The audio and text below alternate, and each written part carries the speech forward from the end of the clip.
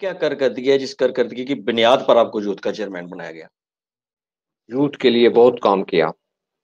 बतौर खास talent award show इस कोटली के अंदर 10 साल ये every year youth talent award show होता रहा और आप उसमें भी जाते रहे।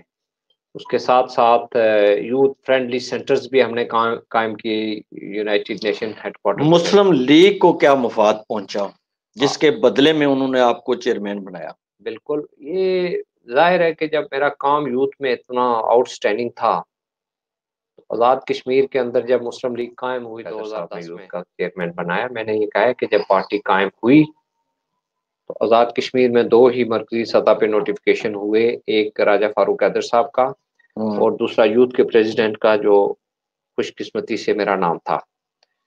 तो जहाँ तक आपका ये क्वेश्चन है कि मुझे पार्टी ने तस्लीम ही नहीं किया, मैं ये समझता हूँ कि मैंने पार्टी की बुनियाद रखी है और मैंने पार्टी के लिए पार्टी को आज़ाद कश्मीर में मजबूत किया है और मैंने पार्टी को इलेक्शन जितवाया। आज़ाद कश्मीर के अंदर सबसे ज़्यादा मुतहर्रिक जो है ना, वो पाकिस्तान मुस्लिम लीग नून यूथ विंग है।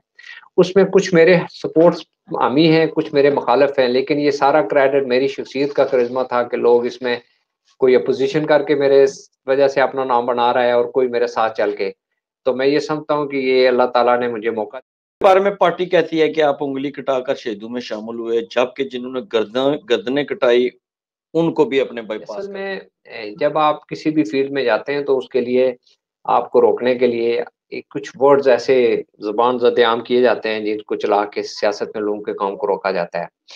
मैंने आपसे इब्तिदा में अर्ज़ किया है कि जब नई पार्टी इमर्ज हुई आज़ाद कश्मीर के अंदर, तो उस वक़्त पार्टी ने जिन-जिन लोगों की बुनियादी ज़िम्मेदारी ल लगाई, उसमें I was one of them, one of 2। तो फिर मुझे बताएँ कि अगर मैं पैराशूट पे था, तो फिर सारी पार्टी ही आपको पैराशूट पे आई। पाकिस्तान से आपके दोस्तों ने उठाया और ओहदेदार बना दिया, तो इसको पैराशूट नहीं कहेंगे आप? नहीं, ये बात बिल्कुल रॉन्ग नैरेटिव है कि मुझे मेरे दोस्तों ने उठाया और यहाँ पे लॉन्च किया। देखें, पार्टी का एक सेंट्रल कमांड है जिसके तहत तमाम प्रोविंस के अंदर जो है ना यूथ के सदूर को की नामज़दगियाँ की गई हैं। मुझे भी बाकी लोगों की तरह बुला के मुझे वज़ीर आला पंजाब के मुशीर थे, वो हमारे इस साउथ एरिया के इंचार्ज थे यूथ के। तो उन्होंने बाकायदा यहाँ मीरपुर में आके वज़ीर आज़म आज़ाद कश्मीर से मुलाकात की और उन्होंने ये कहा कि ये हनीफ मलिक साहब को हम यूथ की अगर रिस्पॉन्सिबिलिटी दें, तो आपकी इस हवाले से क्या कंसेंट है? तो राय साहब ने उसे खुशदिली से ओके किया। आप सीट के ऊपर बैठते थे और हम चूंकि साफी हैं तो नजर रखते हैं चारों तरफ, किसी तरीके से नीचे उतारा जाए। ये साजिश क्यों करते रहे, आपके खिलाफ क्यों होती रही है? मुझे इस बात की नहीं समझ आई उसकी क्या वजह हुई। ये हम कि मानते हैं ये उस होती रही है। ये होती रही, लेकिन ये इस वजह से नहीं हुई जो जिसका आप अपने इंट्रो में जो उसको डेवलप कर रहे हैं। मैं ये समझता हूँ कि आज भी हमारी सोसाइटी में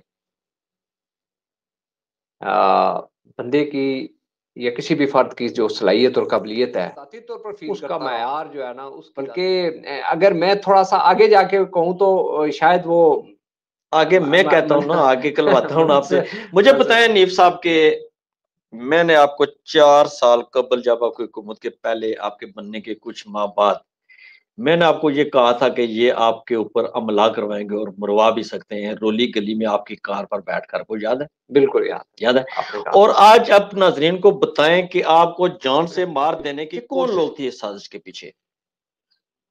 यार ये बहुत पुरानी बात है। मैंने उस दिन प्रेस क्लब में भी ये कहा था कि जब साँप निकल जाए तो अब लकीरों को पीटने का मकसद नहीं है। नहीं, फिर भी आपको कल भी लेकिन तो आपके साथ ऐसा वाकया हो सकता है। आप बार-बार ये चीज़ आप जानना अपने दुश्मन को, दुनिया का कोई भी बंदा अपने दुश्मन को नहीं छुपा कर रखता। कल भी, यानी कि आपको वो फूल तो नहीं उन्होंने बरसाए, ये जानलेवा हमला था। ये 3 दफा आप पर हुआ है आजाद कश्मीर में, ठीक है? और कोशिश जो हुई है वो देखें, जब आप अपने दुश्मन को शिकस्त दे देना, तो फिर दुश्मनों का नाम लेना ये बुज़दिली है। मैं ये समझता हूँ कि मैंने इन तमाम साज़िशों का सामना किया और मैंने लोगों के, अपनी पार्टी के लोगों से जो मुझसे मुखासमत रखते थे या जो मुझको पसंद नहीं करते थे, मैंने अपनी मेहनत से, अपनी काबिलियत से, अपने काम से, अल्लाह के फ़ज़ल-ओ-करम से खुद को फ़तह याब किया है। तो अब उनको मैं ये देख के वेटेज नहीं दूंगा। आप इशारा दे दें कि टॉपर 3 शख्सियात हैं या सेकंड। किसी वसीयत में आपने नहीं लिखा कि अगर मुस्तकबिल में मैं कहीं कत्ल हो जाता हूँ या गुमनाम मौत हो जाती है तो मेरे जिम्मेदार वो लोग होंगे? वसीयत तो की होगी आपने। मैंने एक दफा, वैसे ये आपने बात, मैंने एक दफा राजा मुश्ताक मिन्हाज साहब से ये बात की थी। मैंने कहा ये मेरे नंबर 2 अपने पास नोट रखें, मेरे साथ किसी भी वक्त कुछ वाकयात हो सकते हैं, क्योंकि मैं पार्टी के उन कामों में उलझा रहता हूँ या मुझे पार्टी उन लाइनों पे चला रही है जो शायद मेरे लिए बहुत ही मसाइल का पार्टी की टॉप लीडरशिप के टेबल पे ये बात होनी चाहिए अगर मेरे साथ कोई इशू हो गया तो। बाकी जहाँ तक आपने ये बात की है कि मैंने किसी अपनी डायरी में लिखा हो आपने? वसीयत, मैं असल में ऐसे माहौल में पॉलिटिक्स करता रहा कि मैं अपने घर को बचा के रखता रहा, मैं अपने बच्चों को, फैमिली को, कि वो कहीं ये ना समझे कि मेरे साथ किस तरह की तरह किसी डायरी में भी नहीं लिखा नहीं, आपने? मैं अल्हम्दुलिल्लाह फील्ड का बंदा नहीं लिखता। उनके बारे में मैं लिखते हैं डायरियाँ लोग। नहीं लिखता इसलिए कि आप सब लोग मेरी डायरी हैं और आप जैसे भाई यहाँ पे मौजूद हैं और आपके नोटिस में ये चीज़ें हर एक के आपको बर्तानिया से थ्रेट कॉलें रात गए, यानी आखिरी पैर जब आप सोने वाले होते थे काम काज करके, उस वक्त भी आपको थ्रेट कॉलें आती रही हैं। आपको उनका बहुत मुझे उनके पीछे कौन है? देखें, ये माजी की बातें और वाकई ये आप ठीक कह रहे हैं। मुझे ये समझ नहीं आ रही थी कि मुझे ये इस तरह की पोजीशन का सामना क्यों करना पड़ रहा है। हालांकि मैं समझता हूँ कि मैं पार्टी में लोगों को ऑर्गेनाइज करने की बात करता हूँ, मैं पार्टी के अंदर यूथ को प्लेटफॉर्म देने की बात करता हूँ, मैं उनकी एम्पावरमेंट की बात करता था। मैं जो पार्टी के ये नैरेटिव के youth is the backbone of the party, इसको स्ट्रेंथन करना। वैसे बड़ा स्टेमिना है मलिक हनीफ साहब के। वो थ्रेट्स कार इसको कहते हैं साइकोलॉजिकल अटैक्स। ये दुनिया में सख्त तरीन अटैक होता है कि मुंह पर मुक्का मारने से ज्यादा है वो जो खुफिया कॉल रात को बंदे को आती है वो ज्यादा खतरनाक होती है। वो भगाने का आखिरी इतकंडा होता है। इसका भी आपने मुकाबला किया, लेकिन आपका दिमाग कहीं तो जाता होगा कि वो हमला करवाने वाले और कॉल करवाने वाले एक ही थे या ये अलग-अलग लोग हैं। देखें, जब आप किसी बात पे शक करते हैं ना तो फिर आप फिर उसमें उलझ जाते हैं और फिर शकूक व शुबात में बंदा कभी भी कोई पॉजिटिव काम नहीं कर सकता। ये बातें जब होती थी तो मेरे ज़हन में बिल्कुल क्लियर बात थी कि मुझे इन कॉलों के पीछे मकासद क्या हैं। वो जो भी मुझे ये कॉलें कर रहा है, आपके आपके नॉलेज में ये चीज़ें आई हैं, तो मैं उसको इस सेंस में लेता रहा कि चूँकि हर चीज़ का जवाब आपने अपने कौम से देना है, तो वो होता रहा याद-ए-माज़ी। अब वो क्या कहते हैं, हो गई अब ये आगे चलें। इस्तीफा आपने दिया था या इस्तीफा आपसे लिया गया था? ये जो अभी मैंने अपनी पोज़ीशन से रिज़ाइन किया, जी, देखें, जी। ये इस्तीफ़ा मैंने दिया है। क्यों दिया? अ, मैंने ये पार्टी पोज़ीशन से मैंने इसलिए रिज़ाइन किया कि एक तो मेरी जितनी भी पार्टी में एक्सरसाइज़ थी या पार्टी की को स्ट्रेंथन करने के लिए जो मेरी पोज़ीशन रही है, वो जिस भी लेवल पे रही है, उसको मुझे पार्टी के अंदर वो रिस्पेक्ट, वो ऑनर और मेरी सर्विसेज़ को उस तरह टेबल नहीं किया गया, जिसके लिए मैं काम करता रहा। और इन तमाम चीज़ों का जिसका आपने ज़िक्र किया, इनको भी मैं फ़ेस करता रहा। मैं कभी पार्टी पॉलिसी के अगेंस्ट नहीं गया। मैंने हमेशा पार्टी पॉलिसी को टो किया। तो मैं देख रहा था कि अभी इलेक्शन आ रहे हैं, तो इलेक्शन की वजूहात पे ज़ाहिर है यूथ का बड़ा अहम रोल होगा इलेक्शन में और हमेशा होता है। 2016 के इलेक्शन में मैंने एज़ ए यूथ प्रेज़िडेंट काम करके पार्टी को इक़्तिदार में लाया। ये क्रेडिट मेरे खाते में जाता है और पार्टी की तमाम लीडरशिप इसे एक्सेप्ट करती है।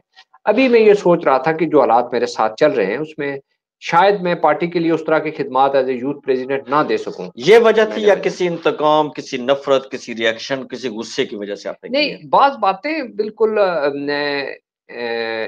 जो ऑन स्पॉट होती हैं, उसके पीछे कोई प्लानिंग नहीं होती। आपके इल्म में है कि ज़ाहिर है जमात के सदर ने लोग कहते हैं कि आपका ये इस्तीफे के पीछे वो फारूक हैदर का वो रवैया था, वो अतक थी जिस पर आपने रिएक्शन किया और आप वफाक में मौजूद क़यादत से मिले और आपने प्रोटेस्ट किया और एहतिजाजन जो इस्तीफा दिया, जो वज़ीर-ए-आज़म का रवैया था वो ठीक नहीं था।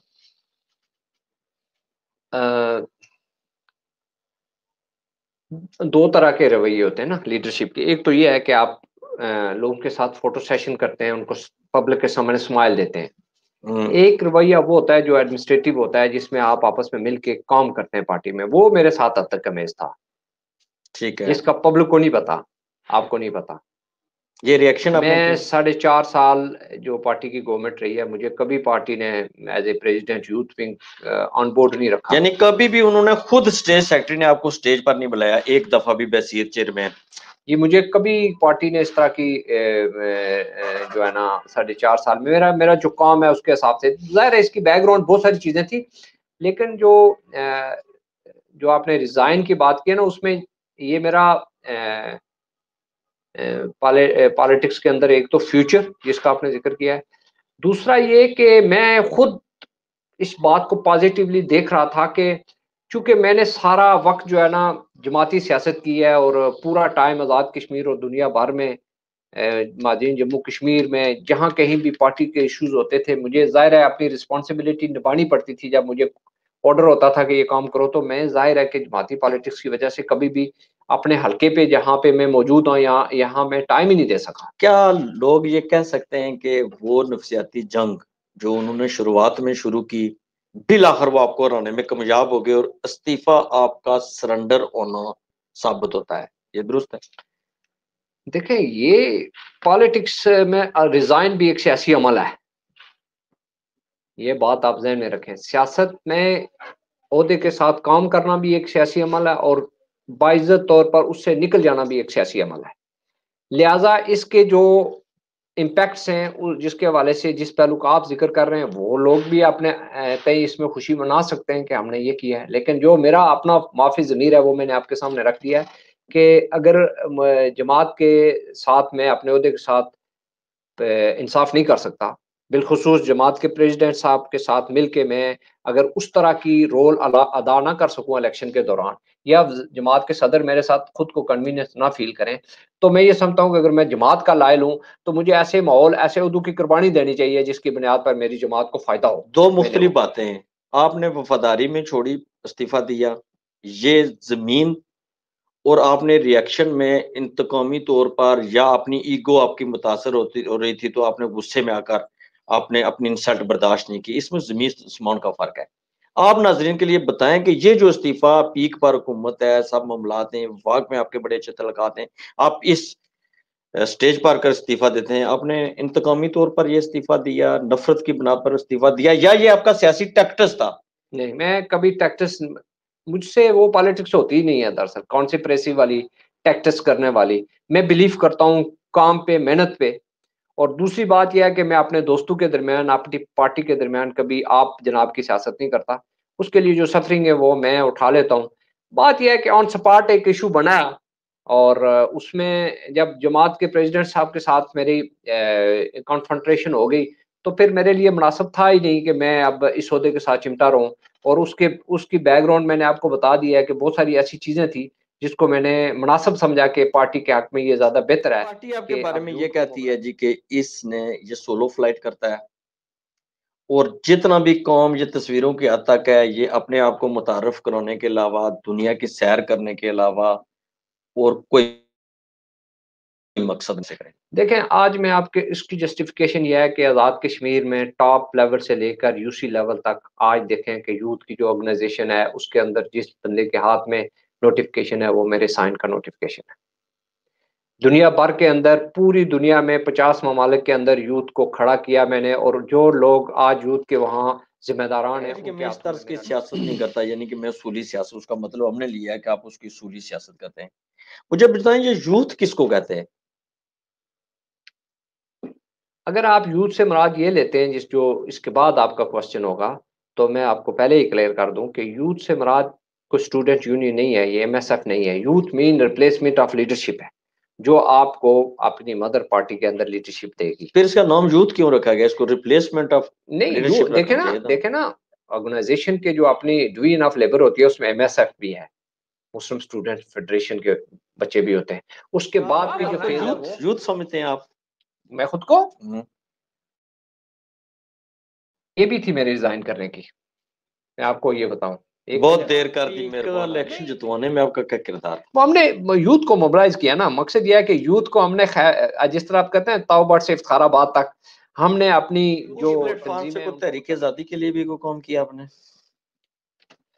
तहरीक आज़ादी कश्मीर को मुझ समेत ये हमें एतराफ़ करना चाहिए।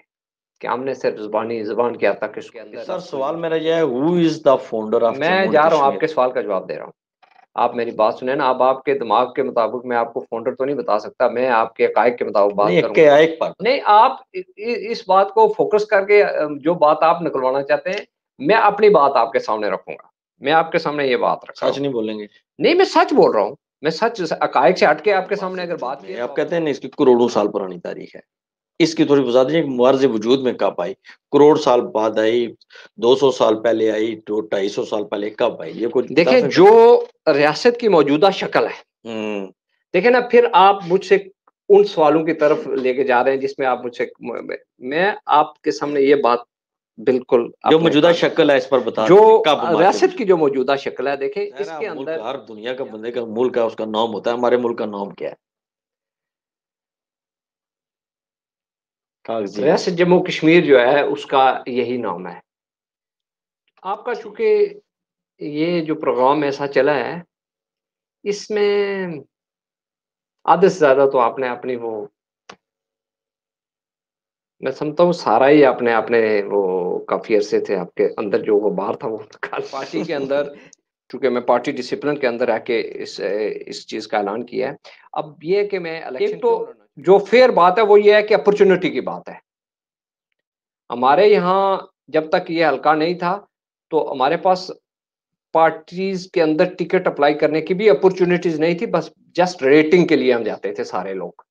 तो हमें पहले से पता था कि इतने बड़े हल्के में जिसमें दूसरी वजह ये है कि मैं ज़ाती तौर पे ये समझता हूँ कि मैंने अपनी लाइफ़ का सारा वक़्त जो है ना इस सोसाइटी में 2-3 चीज़ों को प्रमोट करने में गुज़ारा है। एक एजुकेशन मेरा फ़ोकस रहा है हमेशा कि मैं कोशिश करता रहा कि सरकारी तालीमी अदारा जात के जो साता-ए-किराम है और जो बच्चे हैं, उनको वो स्टेटस और मायार की तालीम मिले जो हमारे प्राइवेट तालीमी इदारों में दी जाती है। ताकि वो जब वो कॉम्पिटिशन में जाएँ तो वो अपने अंदर किसी तो मेरा ये ड्रीम है कि मैं अपने बच्चों को 2, 3, 4 निज़ाम हाई तालीम से निकाल के एक निज़ाम तालीम के अंदर लेके आऊँ। वो आपके सामने है, अब बार-बार इनको रिपीट करने का मकसद नहीं है। दूसरी बात ये है कि सोसाइटी के जो मेन नैरेटिव्स होते हैं, जो जो उसकी मेन और नौजवान जो है ना अपने आप को बड़े लोगों के साथ बैठ के मिक्स अप नहीं होना चाहते और वो किसी सूरत में अपनी जो बातें उनसे शेयर भी नहीं करना चाह रहे। तो मेरा ख़्याल ये है कि मैं एज़ इस कैंडिडेट और अगर मैं पार्टी के अंदर इलेक्शन में मुझे पार्टी ने टिकट दिया और मैं कामयाब हुआ, तो मैं सोसाइटी के अंदर नौजवानों को बिलख़ुसूस सोसाइटी का वफाक से टिकट लाएँगे या एजेके की कब क़यादत आपको टिकट देगी? देखें, बात ये है कि हम कंपोनेंट हैं वफाक आपको का। स्टेज की कुर्सी पर कंफर्टेबल नहीं रहने देती, हाँ। वो आपको टिकट कैसे देगी? ये तवक्को आपने कैसे रखी है? इसीलिए मैंने आपको सेफ पैसे दिया था कि आप कह देते कि इन्होंने तो मुझे नहीं देना है, मैं ऊपर से लेकर आ जाऊँगा। मुझे बताइए कैसे टिकट देंगे ये आप? होता नहीं है असल में, बात ये है कि कोई मुस्तकिल दुश्मनी नहीं होती सियासत में किसी के साथ। ये हुँ। बिल्कुल गलत बात है जो मेरे बारे में सीने आप पर मूँग मुझे तलते मुझे रहेंगे। मुझे मुझे ये कहा जाता रहा मेरे बाद दोस्त कि ये कुर्सियों की तलाश में होता है। कल ओह! परसों मैं जाके यूथ का प्रेज़िडेंट नहीं था, जनरल कौंसिल का इजलास मैं बिल्कुल पीछे गया, सब लोग मुझे कहते आगे चले, मैं कहा नो क्यों चलूँ आगे? मेरी ज़रूरत ही नहीं है। नहीं, आपने सीने पर अच्छे तरीके से मूँग मैंने तली है। मैंने कहा है कि जहाँ जहाँ मेरी अगर मुझे कोई रिस्पेक्ट देता है या नहीं, लेकिन जो मेरी कुर्सी है मैं उसकी डिग्निटी को आपने लोहे के चने छिपवाए हैं क़यादत को। नहीं, ये नहीं, हुँ। ये बात नहीं है। वो कहते हैं ना द गन इज़ सियासी नॉट तौर पर उनके लिए पैगाम मेरा सिर्फ़ ये है कि पैगाम में मोहब्बत है। अब क्या पैगाम देंगे हम? लोगों को इन पैगामों पे क वो कहते हैं ना ये action speaks louder than voice. बातों से मेरा क्या पैगाम होगा? मेरा एक्शन ये है, मैं उनके सामने ये बात रखूँगा कि चूँकि मैंने अपनी सियासत का रुख तब्दील किया है। मैं जमाती सियासत से इंतखाबी सियासत में मुझे यहाँ भी कुर्सी की तलाश ही ना रहे। ये मेरी कुर्सी है, मुझे यहाँ बैठने नहीं दिया जा अच्छा, रहा। जो कुर्सी पर नहीं बैठने देते, उनके लिए भी कोई मैसेज दे दें कि आपने सब बंदियाँ नहीं करनी है, तब्दीली लानी है, अब दोस्ती की रवायत रखनी है, उनके लिए क्या खास देखें वो खुद मेरे ही भाई लिया हैं था, सब। इन्होंने कहा था कि डोगरा साहब आज मुझसे आपने इंटरव्यू करना है, ठीक है? तो फिर भी जो एक लिमिटेशन थी उसके अंदर रहकर बातचीत हुई है, बड़े पढ़े-लिखे आदमी हैं, समझदार हैं और आखिरी जुमला इनके लिए ये कहना चाहता हूँ कि तन्हा ये चले थे और चलते रहे और कोई भी टारगेट जिसका आम आदमी ख्वाब देख सकता है, वो सारे ख्वाब इन्होंने हासिल किए और बहुत कुछ इन्होंने किया, नाम भी कमाया, सब कुछ किया और मुखालफत की जो पार्टी की मुखालफत है, बदतरीन मुखालफत